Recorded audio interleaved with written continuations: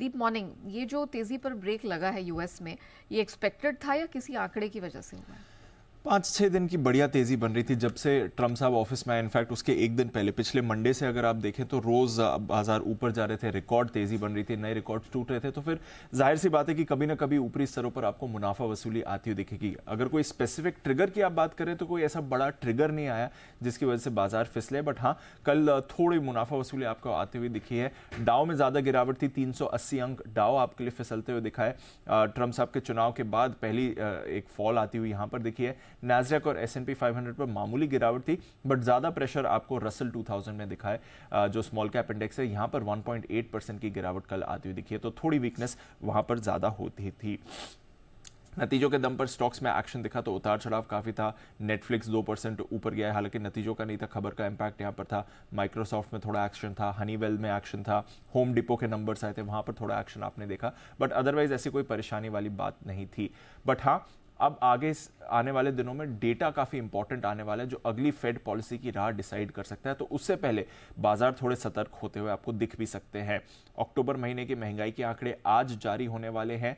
2.5% पिछले महीने थी महंगाई, इस बार 2.4 से 2.6% में महंगाई रह सकती है, यानी कि उसी लेवल पर रहेगी, यहां से और कम होती हुई आपको महंगाई नहीं दिख रही है, तो ये एक फैक्टर है।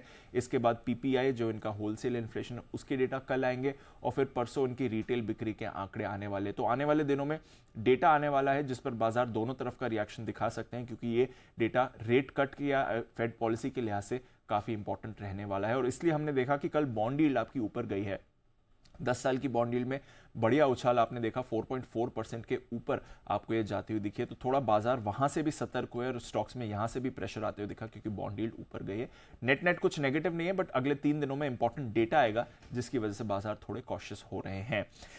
यूरोप में अच्छी खासी गिरावट थी, 2.5% तक यूरोप फिसला है। बिटकॉइन पर रखिएगा नजर, $90,000 का स्तर पहली बार छूने के बाद यहां पर भी थोड़ी गिरावट है, बट हल्की फुल्की गिरावट है। 88,000 के आसपास बिटकॉइन अभी भी आपको ट्रेड करते हुए दिख रहा है। डॉलर इंडेक्स मजबूत है, इसकी वजह से कमोडिटीज पर प्रेशर है। 106 के पास डॉलर इंडेक्स है 6 महीने की ऊंचाई पर। सोना तीसरे दिन सुस्त है, 2 महीने के निचले स्तर पर। कच्चे तेल में लगातार प्रेशर आपको दिख रहा है, 2 हफ्ते के निचले स्तर पर है। ब्रेंट $72 के नीचे। इस साल लगातार चौथी बार ग्लोबल डिमांड आउटलुक ओपेक ने घटाया है, जिसकी वजह से प्रेशर दिख रहा है। तो ऐसा कुछ नेगेटिव नहीं है बाजार के लिए, बस डेटा के लिए अब बाजार तैयार हो रहे हैं, और बड़ी रैली के बाद मुनाफा वसूली आपको दिख रही है।